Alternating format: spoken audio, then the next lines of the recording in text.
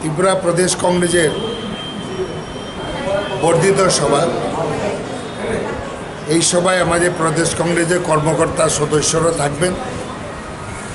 থাকবেন জেলা কংগ্রেস সভাপতি, ব্লক প্রেসিডেন্ট এবং বিভিন্ন শাখা সংগঠনের প্রধানরা। বর্তমান রাজনৈতিক পরিস্থিতি নিয়ে এখানে পর্যালোচনা করা হবে এবং কয়েকটি রাজনৈতিক কর্মসূচিও আমরা গ্রহণ করব। সাংগঠনিক কর্মসূচিতে আছেই।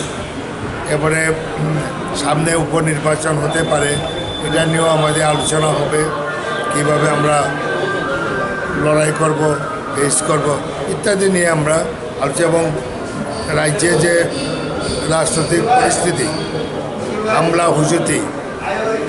হুজুতি এবং প্রতিদিন নারী নির্যাতন ইত্যাদি বিষয় নিয়ে এখানে আলোচনা হবে। রাজ্যে বিভিন্ন প্রান্তে কংগ্রেস এসেছে। প্রান্তের থেকে না ভাই, 60টা বিধানসভা কেন্দ্রে 60 জন ব্লক প্রেসিডেন্ট থাকবেন। আমাদের 9টা জেলার 9 জন প্রেসিডেন্ট থাকবেন প্রদেশ কংগ্রেস কমিটির।